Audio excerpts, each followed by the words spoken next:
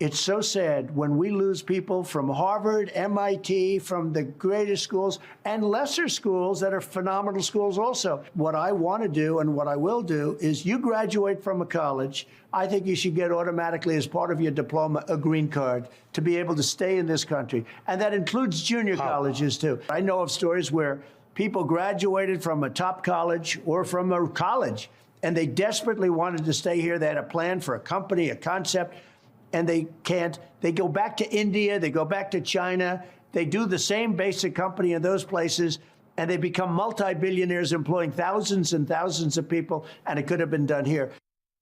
All right, let's talk about this. And for some help with that, I want to welcome in from the Trump administration, the border czar, Tom Homan. Tom, you are such a busy man. Thank you for taking time out of your schedule to be with us. We appreciate it. But man, this H-1B visa system, it is a hot topic. We know that it's broken. It needs some major reforms. So what's your plan to help make it better in this next administration?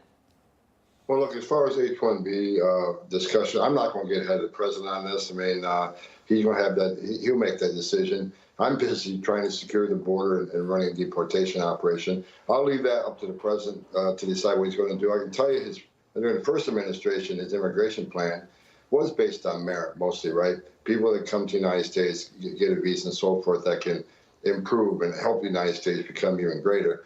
He still had room for families, moms, dads, sons, and daughters. There's still a family component, but it was based on merit the first time. I have not seen the second plan. I have not had a discussion about H-1B, so I'll leave it with the president to make those decisions.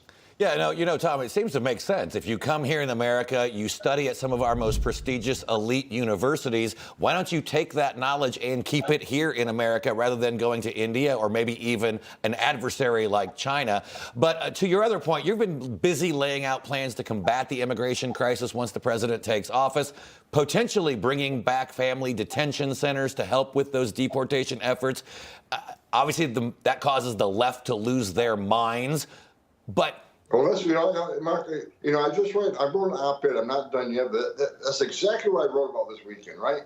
So I mentioned like maybe family detention may be an option, and everybody goes nuts. Let's remember, President Obama built family detention, right? So I was fine then. But if the Trump administration does it, all of a sudden we're cruel. But the reason I even think about family detention, again, no decision has been made, but I consider it an option. Let me tell you why. Because if we can detain the family in a residential center, not a jail, residential center, guess what? That gives us time to maybe do DNA testing. That gives us time to do an investigation and find out they're actually a family.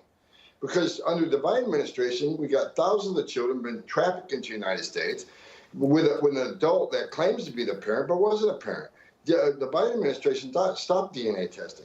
They stopped family residential centers, and what came out of it? Thousands of kids trafficked into the United States that they can't find. That the Trump administration has made a promise, we're going to try to find these over 300,000 children. But the whole thought of a family residential center was to protect children, for God's sakes. But again, Obama does it, it's okay. Homan does it, I'm cruel. But it's an option we're considering for the safety and security of children across the world who come to this country. It's not cruel. What's cruel is bringing these children over and having such terrible things happen to them. You're absolutely right.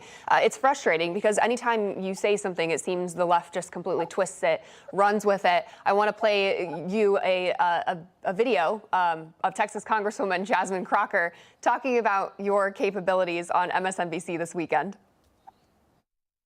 Again, we have someone who doesn't know what he's doing. And, this idea of, you're illegal and then you go out and have a child. It's not quite that simple, especially when you have people that are doing things like seeking asylum and people that are saying, listen, I'm just trying to make sure that I can live a better life. And you have, Trump that goes out there, him and his minions, and they say things like, you know what, we're only going to get rid of the bad ones, right? And so people sit there and they're like, wait a minute, you're going to come to my job where I'm working and I may be paying into taxes or whatever, or my kids are at school.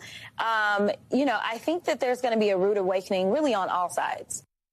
Doesn't know what he's doing. Tom, just to go through some of your background, a Border Patrol agent, an investigator, a special agent, supervisor, special agent, assistant director of investigations. I mean, the list goes on and on. You are so beyond qualified. What's your response to that? Well, look, I forgot more about this issue than she'll ever know. I mean, for God's sakes, I've been doing it 34 years. But look, there has been a rude awakening. A rude awakening was in November at the election. There was a rude awakening that American people are sick of an open border. American people are sick of illegal alien crime in this country. I mean, how many young women had to be raped and murdered and burned alive?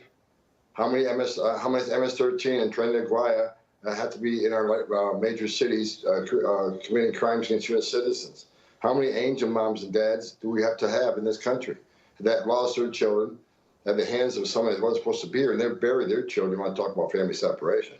And as far as family detention, all of a sudden the discussion goes from family detention to family separation. Family detention is the complete opposite of family separation. So look, I don't know who this lady is, but apparently she's not real smart. But she can say what she wants. Look, I made this clear. I don't care what they say about Tom Homan, because I've done this job for a long time. I think the president got a mandate in November. He called me and helped me fix the border. And look, under the Trump administration, we have the most secure border in my lifetime. We're going to get that secure border again, because secure border saves lives, and no one can argue that. Under the Biden administration, we got a historic number of aliens have died across this border, nearly 4,000. An historic number of Americans, over 250,000, died from fentanyl comes across that border. Their policies are killing Americans at record numbers. They're killing aliens at record numbers. President Trump is going to secure this border and save lives, just not of Americans, but of aliens too. A secure border saves lives. That's exactly what we're going to do starting day one. You know, Tom, you and I have known each other a long time. Obviously, we've both known President Trump for a long time. And I think one of the biggest misconceptions people think is that President Trump, his policies are anti-immigration. They are anti-illegal immigration. He knows we are a country of immigrants. Oh, absolutely. And like I said, he had a great immigration plan in the first administration. He'll have another one for the second administration. But you're right. I'm not anti-immigration. I'm anti-illegal immigration because of the tragedies I've seen in my lifetime. 31% of women that make that trip through the cartels get sexually assaulted. While you and I are talking right now, women are being raped by members of cartels as part of their payment coming across that border. A child will likely die tonight on our border. And there's a 600% increase in sex trafficking across this border. So women and children be sex trafficked in this country. They've lost track of over, 340,000 children that they brought to this country and released to unvetted sponsors. Look, we can do much better than they did on accident. I mean, we're going to secure the border. We're going to run the biggest deportation operations the country's ever seen. Look, and I've been very clear on this. We're going to prioritize, and President Trump's been clear that the prioritization be on criminals and public safety threats. And I don't know what congressman, whether you're a Democrat, Republican, Independent, would be against removing public safety threats from community. That should be a nonpartisan issue. But that's exactly what we're going to do, and we're going to do it without apology. Absolutely. Tom Homan, my friend, thank you for joining us this morning. We hope to see you again soon. Thanks for having me, Mark.